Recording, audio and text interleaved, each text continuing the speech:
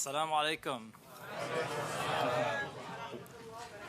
Welcome to the Blair House, our magnificent and historic host this year. And Eid Mubarak to everyone. This is such a beautiful audience, and it's so moving, and it's so powerful to see people here from so many different backgrounds. Just a few weeks ago, we were in the midst of fasting in Ramadan, and here we are, blessed to celebrate Eid together. And I have to say, is it just me, or does it feel to you all, too, that Ramadan just keeps going faster and faster? So one feature of Ramadan here in the United States is that we largely stick to our schedules, our work schedules, our school schedules. So it's a month that we expect to be very tiring. And in some ways it is. But it's also so uplifting, and it's so energizing. And it's an incredible thing that we actually nourish ourselves. We nourish our souls by fasting. And we break fast together with people from all walks of life, tasting the diversity and sampling the hospitality of so many cultures from all around the world. And that's why we long for this month, and we try to relish it as much as possible. As Ramadan is on the lunar calendar, it moves back about 10 days every year, and this year, March Madness actually fell during Ramadan. So the most outstanding player, the awardee for the tournament, was Adama Sanogo. Adama came to the United States from Mali at the age of 15, and along with two of his teammates, Adama was actually fasting during tournament games. His story, like the stories of so many of you, are incredible. It's an honor to be here with this phenomenal group of change makers. The diversity and experience that's in this room represents what our country looks like and represents the best of our ideals. We come together from so many backgrounds because of our common belief that we can make an impact in our country and all over the world. And that includes our effort to combat Islamophobia, to combat anti-Semitism, and other forms of hatred and bigotry. As President Biden said last week, we're determined to confront all forms of hate, including Islamophobia.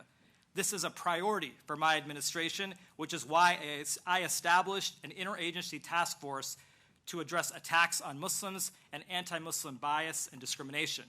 And that was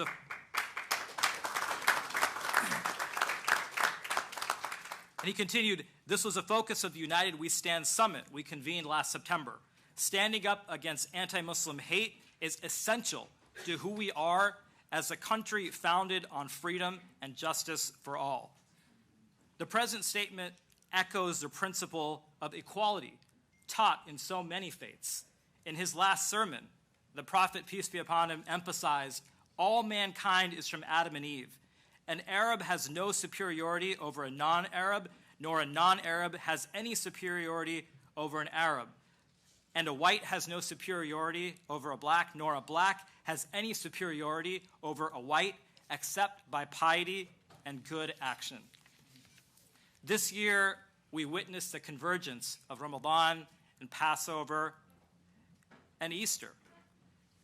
During this time, I had the opportunity to be in Jerusalem and to visit Al-Aqsa Mosque, the Church of the Holy Sepulchre, and the Western Wall. As I travel as a member of this administration, the most diverse administration that's ever been assembled, I am proud to represent a country that is comprised of people from every corner of the planet. And we are determined to advocate for the freedom of all people. And I'm proud to stand with a Secretary of State that is so sincerely committed to human rights. Tonight, we are really here to celebrate all of you and all the powerful ways in which you're engaging, and ways that you're working in the trenches on challenging issues during what is undoubtedly a challenging time. There is no way that we can do all this work without you. So thank you so much. I am hopeful. I'm hopeful about our future, particularly because of all the young people that are here tonight. And I want to introduce Ms. Alia Saliban, who is a student activist who has made a profound impact at Howard University and in Washington, D.C. more broadly. She'll be attending Northeastern University to study public health next year. Please welcome me in joining Alia.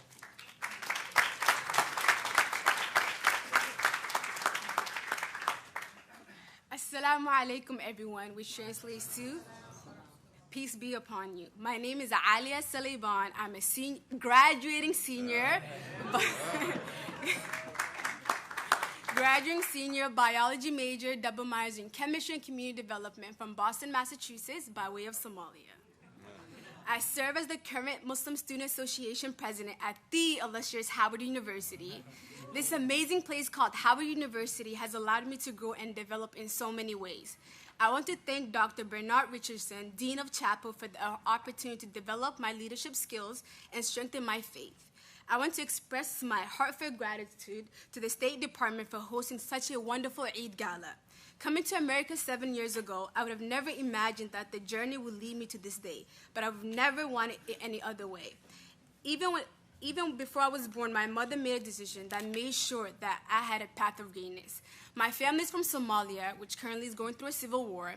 When my mother arrived at the refugee camp named Kakuma in Kenya, she was faced with the dilemma of having to choose one of her daughters to have a better future, and that was me. I was chosen and sent to Sweden to live with a distant relative until I immigrated to America 7 years ago. Living in different parts of the world helped me lay the foundation of what I wanted to do in life. I knew that my calling was to serve my community. From this point on, my goal became to overcome adversity, obtain a college degree, loan-free, thank God, and become a health professional. The path toward this goal is heavily influenced in my intersectionalities, which are being a visibly Muslim woman, immigrant, first-generation college student, and a Somali woman. Despite the many hurdles the communities I'm part of have faced, the one area I knew I could create a tangible change was the health sector. This is where my desire to become a physician with a global health background comes in. I hope to one day return to Kakuma and provide essential health services. As a physician, I aim to serve as an example for others that humble beings can lead to great things. My aspiration to help others and my curiosity in solving complex problems pushes me to be the best of the best that I can be. As I look forward to graduation, I'm excited to announce that I'll be attending Northeastern's one-year accelerated program where I'll be pursuing my master's in public health. My overall aspiration is to return to Somalia to challenge the stigmas of mental health and women's health by creating pragmatic solutions that focus on the health infrastructure of my country. In creating and building health infrastructures, it is imperative to include marginalized communities at the table from start to finish. Marginalized communities differ in each nation, which means the table must change to address what they need. Living in such a privileged and globally influential country like America, it is our duty to assist nations in their struggles, whether that's independence, democracy, and freedom. In the great words of Dr. Martin Luther King Jr., injustice everywhere is the threat, justice. Your generosity and hospitality have made this event truly special and unforgettable. I appreciate the effort and resources put into making this celebration a success and bringing the Muslim community together. Thank you for recognizing and respecting our cultural traditions and for creating an inclusive and welcoming environment. I'm truly grateful for this opportunity to celebrate Eid with our friends and neighbors. Thank you so much, and I would say Jazakallah khair.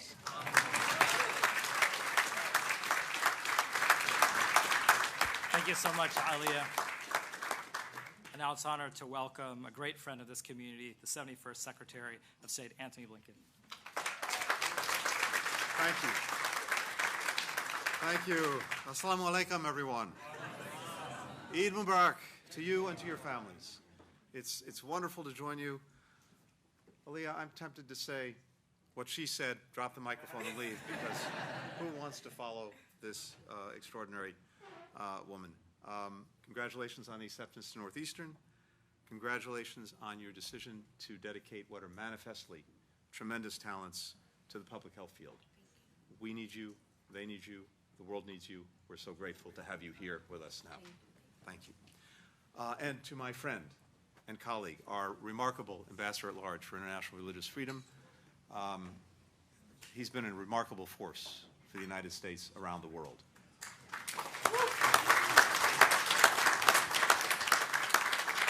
Opening doors, opening minds, opening hearts, and making a huge difference. And it's always great to be with you, my friend. To all of our distinguished guests, members of religious communities, civil society, the diplomatic community, thank you for joining us this afternoon, and welcome to Blair House, an absolutely wonderful setting. Blair House, which is, I think as most of you know, the President's guest house, has played host to countless dignitaries over the past 80 years, including more than 100 heads of state from predominantly Muslim countries. Now, we are thrilled to be opening its doors, actually quite literally opening its doors, to community leaders for the first Eid reception hosted here by someone in my position.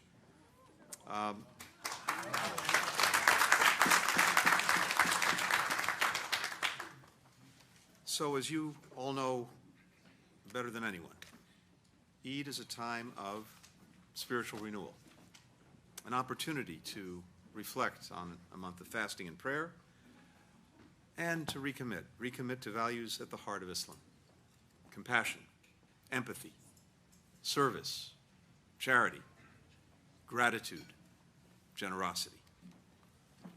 Our nation is strengthened by the contributions of hundreds of Muslim Americans across our government, including at the State Department.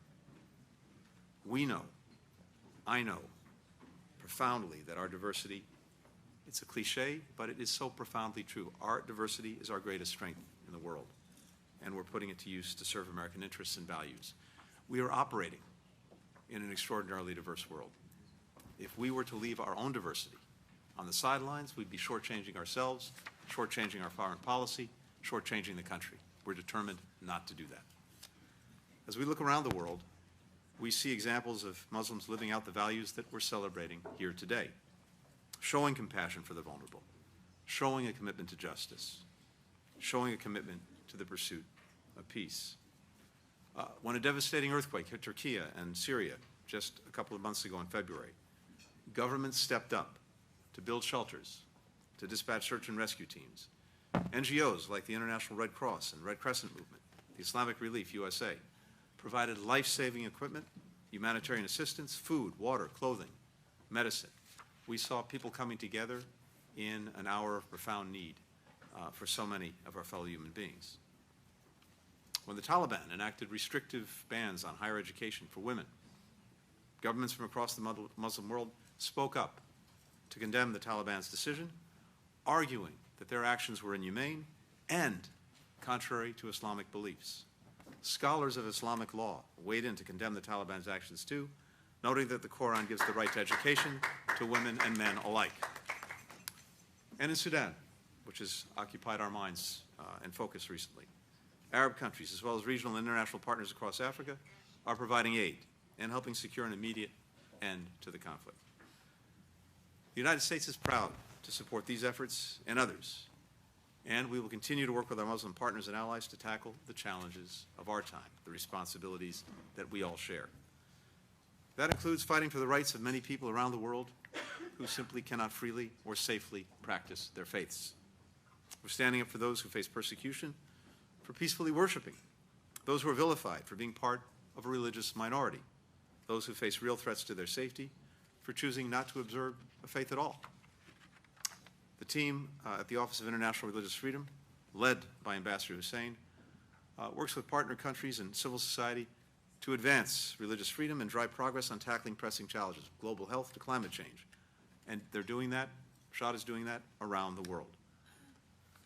For us, freedom of religion is a fundamental human right, one foundational to the creation of our country. And our government is committed to supporting the right of every person to worship as they choose. We're equally committed to standing against discrimination and affirming every Muslim American's place as a full member of American society. The leaders in this room reflect the reality that Muslim Americans are a vital part of the fabric of this country. With us this afternoon, doctors, scientists, writers, poets, leaders tackling virtually every vital issue that our society has to tackle and confront. Mina Khalil and Fazal Mumtaz are two such leaders in this room. Both moved from Afghanistan to the United States in 2021. They quickly threw themselves into serving refugees in their new community here in Northern Virginia. They both work at the nonprofit Islamic Circle of North America Relief, where they're helping provide essential social services to new refugees, like health care, like transitional housing. They've both been generous about sharing their experiences with incoming refugees in panels and one-on-one conversations, because they know that's one of the best ways to help others. Now, if Mina and Fazal are here, there you are.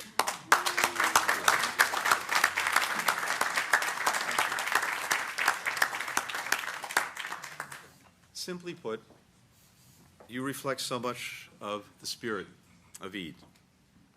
The desire to serve, compassion for the newcomer, a commitment to building a community. And you are, as we would say, paying it forward in a very profound way. But each of you here tonight embodies these values. You embody them with your words, you embody them with your work. The United States, the world, is immeasurably better off because of it. Thank you for being here tonight, and everybody, Eid Mubarak to everyone.